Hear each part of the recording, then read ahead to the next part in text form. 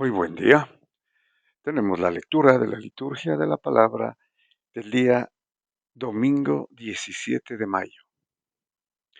Es el séptimo domingo del tiempo de Pascua, en el ciclo litúrgico A. Celebramos la solemnidad de la ascensión del Señor. Es prácticamente los 40 días después de la resurrección del Señor Jesús en que sucede su ascensión al cielo. Y estamos a 10 días, o sea, el próximo domingo celebraremos Pentecostés. Muy bien, la ascensión del Señor va a ser narrada precisamente en la lectura de los Hechos de los Apóstoles.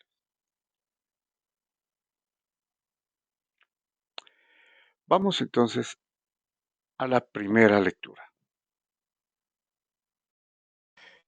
Tenemos la lectura de los Hechos de los Apóstoles, capítulo primero, versículos del 1 al 11, donde se describe el, el hecho de la ascensión del Señor. Bueno, nos dice entonces San Lucas, que es el autor del libro de los Hechos de los Apóstoles.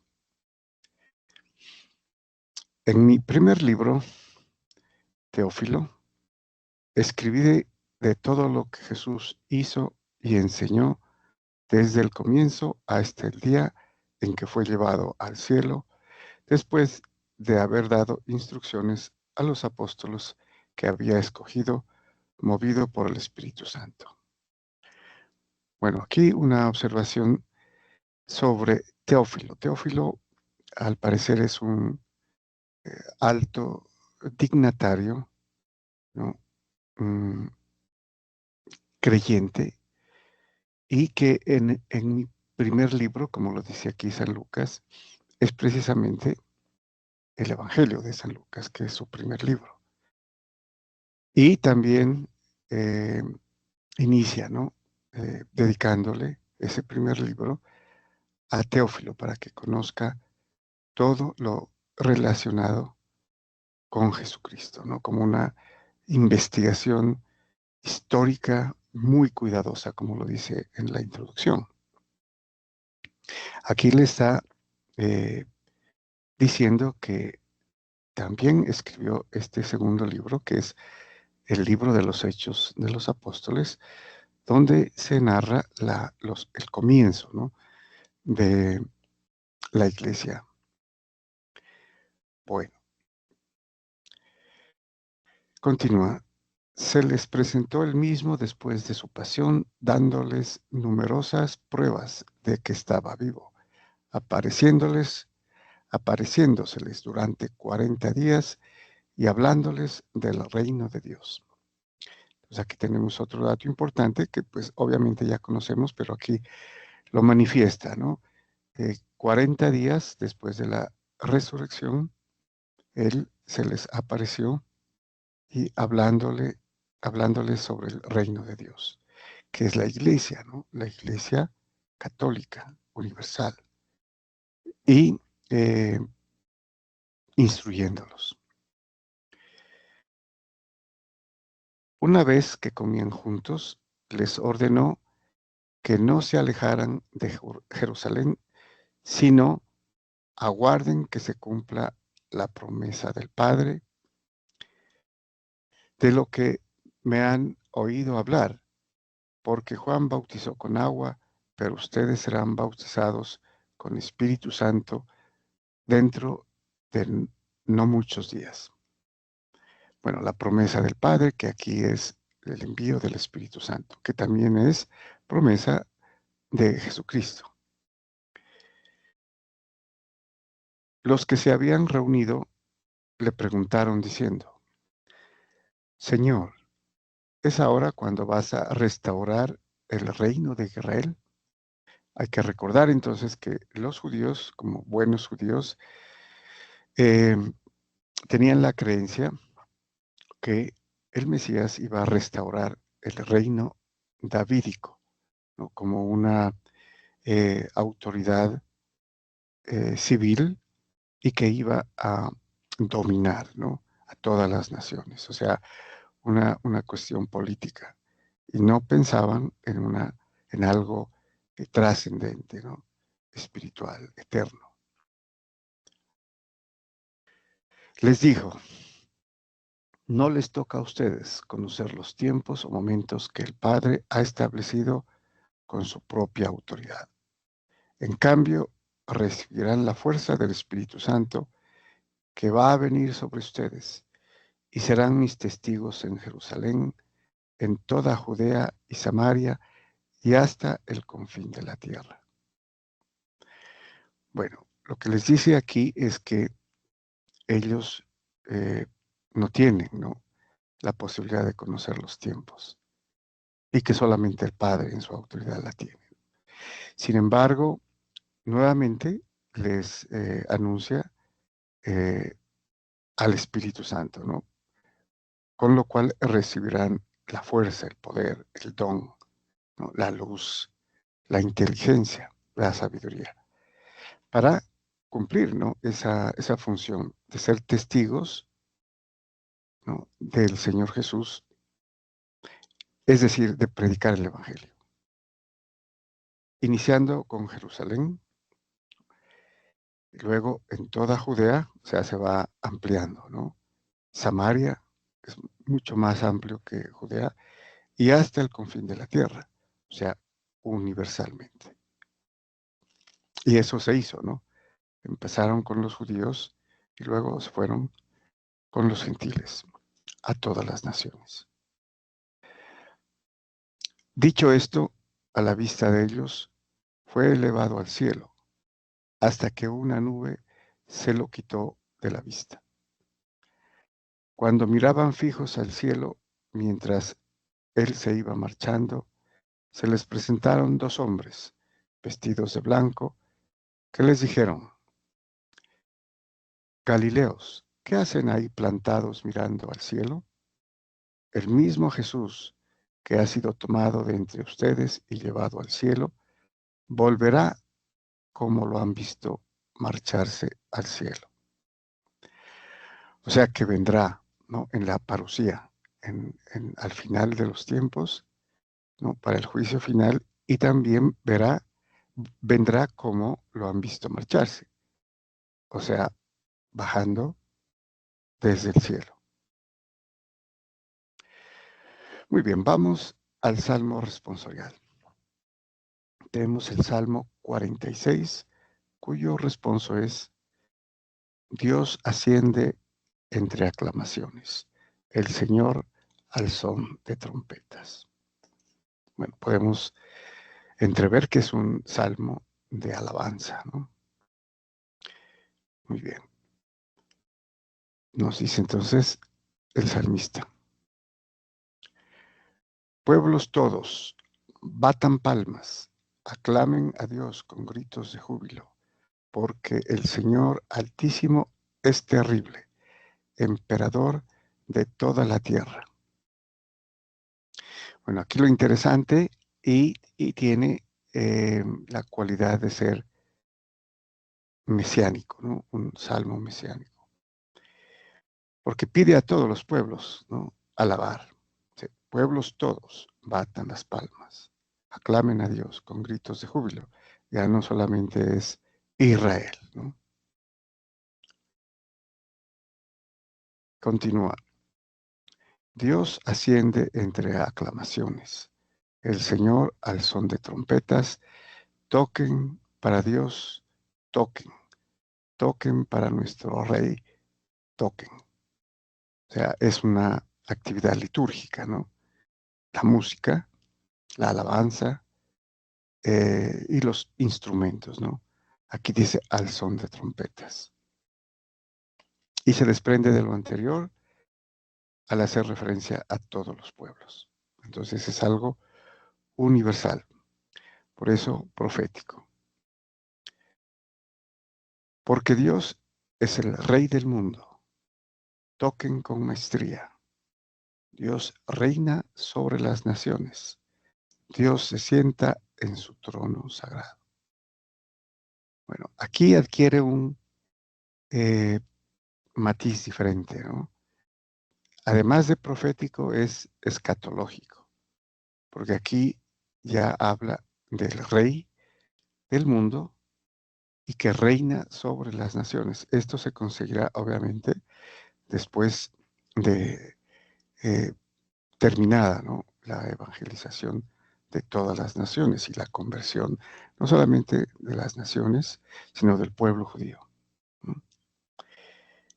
Y anuncia, Dios se sienta en su trono sagrado. Ya no es el trono de Jerusalén en el templo. Aquí se refiere al trono celestial, ¿no?, al templo en el cielo. Y por eso tiene el matiz mesiánico, ¿no? Y además escatológico, porque está hablando de el trono celestial, donde el Señor estará con todos los justos, ¿no?, al final de los tiempos. Muy bien, continuamos con la segunda lectura. Tenemos la lectura de la carta del apóstol San Pablo a los Efesios, capítulo 1, versículos del 17 al 23. Muy bien, nos dice San Pablo, ¿no?, en su carta a los Efesios: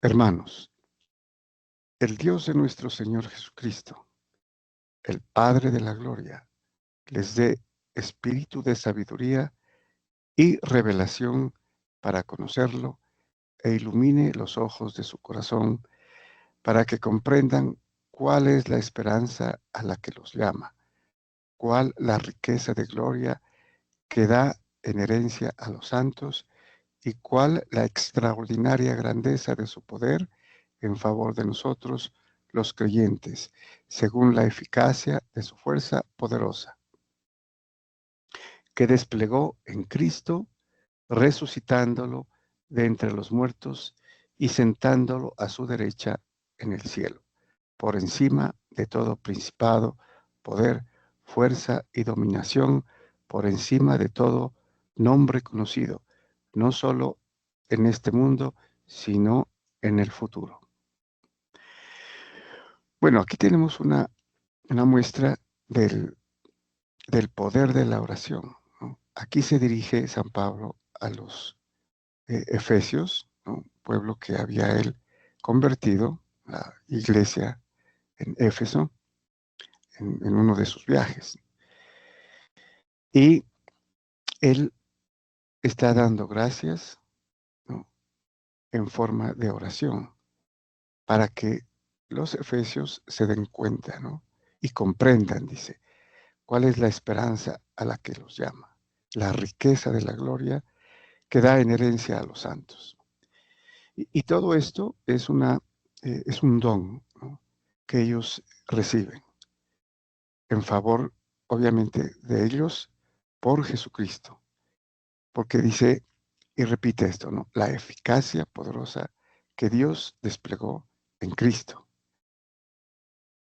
y enfatiza la resurrección, resucitándolo de entre los muertos y sentándolo a su derecha en el cielo, por encima de todo principado, poder, fuerza y dominación, y por encima de todo nombre conocido, no solo en este mundo, sino en el futuro.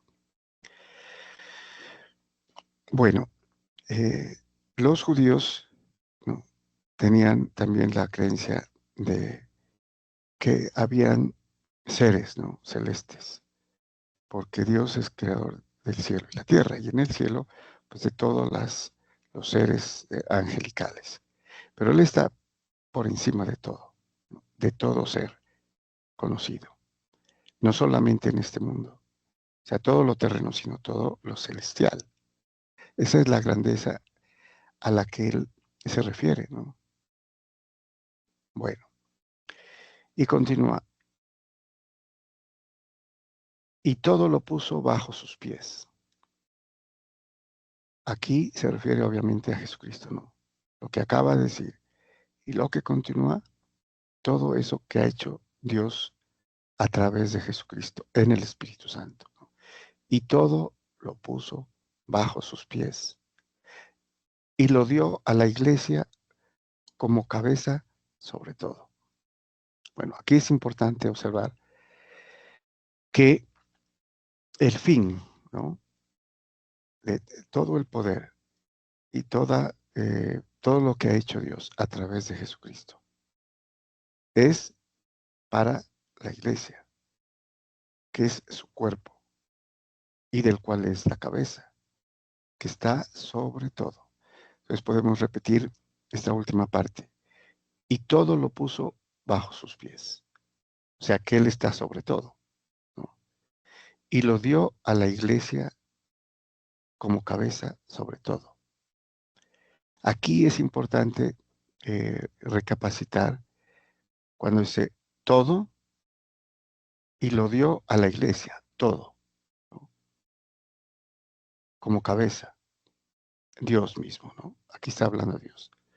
Y todo lo puso bajo sus pies, los pies del Señor Jesús, y lo dio a la iglesia como cabeza, ¿no?, a Cristo, que es todo y sobre todo. Y continúa, ella es su cuerpo, la iglesia, ¿no? Ella es su cuerpo. Y sabemos que Él, su cuerpo, su ser, es todo. Ella es su cuerpo, plenitud del que llena todo en todos. Bueno, esto es bastante profundo, ¿no? Podríamos analizar un poco más. Sin embargo, al saber eh, o al haber dado el Señor Dios, ¿no?, todo poder y poner todo poder bajo los pies del Señor Jesús y darlo todo a la iglesia, ¿no?, que es Él mismo como cabeza sobre todo. Ella es su cuerpo. Grande es esto, ¿no? Al decir que ella, la iglesia, es su cuerpo. Está refiriendo al todo, que es Él. Plenitud del que llena todo en todos. La iglesia es la plenitud del que llena todo en todos. Por eso, nuevamente, ¿no? Insistimos, Cristo y su iglesia son uno, porque ella es su esposa, que ha sido desposada con él. Se han hecho uno, ¿no?, una sola carne, un solo cuerpo, del cual la iglesia tiene a Cristo como cabeza. Entonces, es una unión perfecta, ¿no? Una unidad. Cristo y su iglesia son uno. Plenitud del que llena todo en todos. Continuamos con el Evangelio. Tenemos la lectura del Santo Evangelio según San Mateo, capítulo 28, versículos del 16 al 20. Es la última parte del Evangelio de San Mateo y es prácticamente una de las últimas apariciones del Señor Jesús resucitado a sus apóstoles. Muy bien, nos dice entonces San Mateo. En aquel tiempo, los 11 discípulos se fueron a Galilea, al monte que Jesús les había indicado. Bueno, sabemos aquí que todavía no ha sido elegido San Matías, ¿no?, como apóstol, reemplazando a Judas Iscariote. Entonces esto tuvo que haber sido en los comienzos posiblemente, en la eh, primera semana de su resurrección. Muy bien, continúa. Al verlo, ellos se postraron, pero algunos dudaron. Acercándose a ellos, Jesús les dijo: Se me ha dado todo poder en el cielo y en la tierra. Bueno, aquí es importante observar en el texto que eh, después de la resurrección sucede la glorificación. Ya podemos hablar de la glorificación que estará obviamente ya eh, plena eh, una vez ascienda a la derecha del Padre. Y por eso dice, se me ha dado todo poder. Aquí es todo poder, en el cielo y en la tierra. Y veremos lo que sigue, ¿no? La implicación de que teniendo todo el poder en el cielo y en la tierra, es Dios mismo, ¿no? Con el Padre y el Espíritu Santo. Y a continuación les dice que es un mandamiento, ¿no? Es una orden.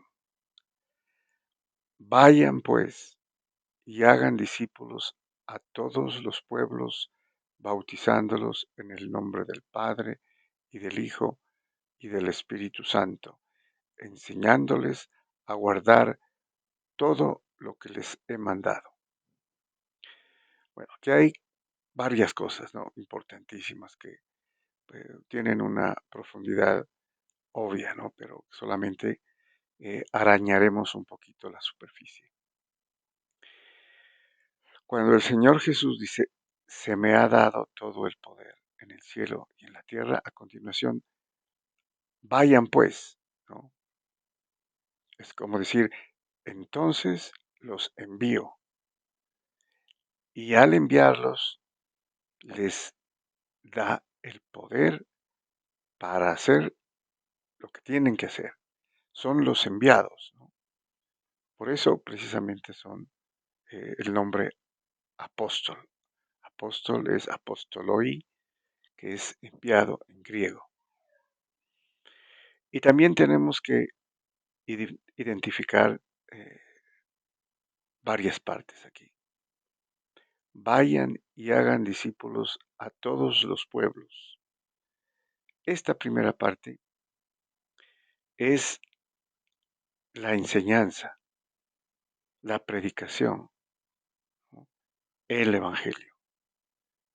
Tienen que ir y predicar a la gente, ¿no? ¿Para qué? Para que se acerquen al Señor y tengan fe.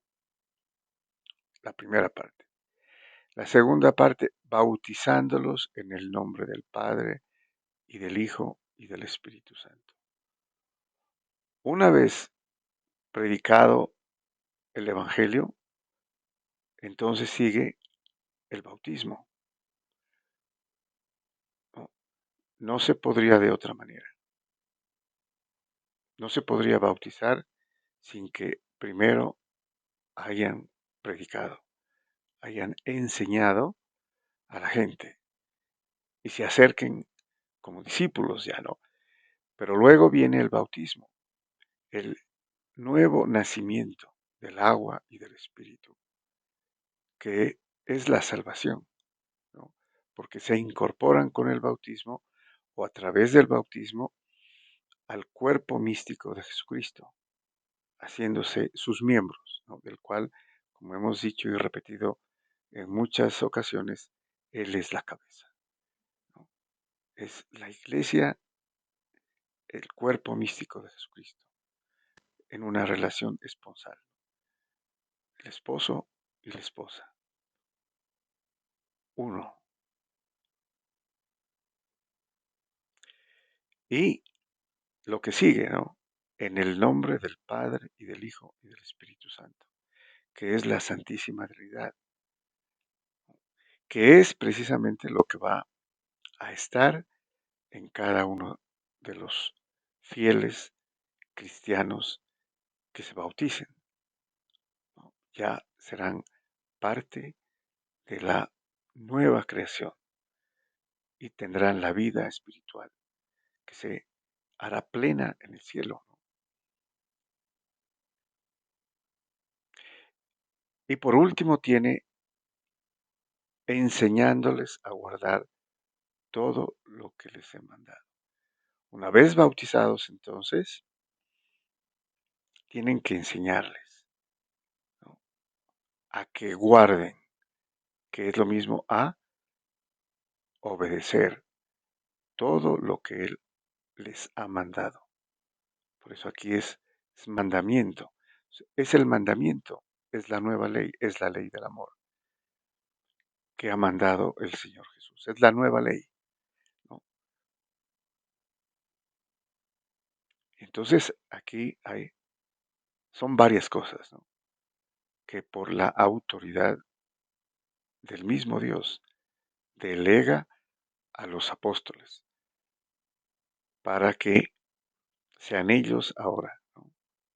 Los que hablen como si hablara Jesucristo, ¿no? Para que bauticen. Es Jesucristo el que bautiza, para que sean sacramento de salvación a través del bautismo, ¿no? La entrada del cristiano a ser parte de la iglesia. Y lo último, la promesa, ¿no? Y sepan que yo estoy con ustedes todos los días hasta el final de los tiempos. Es una promesa que el Señor cumple y ha cumplido. Y por eso tenemos la certeza de que la iglesia que empezó con los apóstoles sigue hasta el día de hoy, 2000 años después, obediente a los mandamientos del Señor, siendo la iglesia dirigida, iluminada por el Espíritu Santo, el Padre, el Hijo y el Espíritu Santo. Esta es la garantía de que estamos en la iglesia verdadera, la única, ¿no? La única que fundó el Señor Jesús y que empezó a construirla con los apóstoles y la sigue edificando.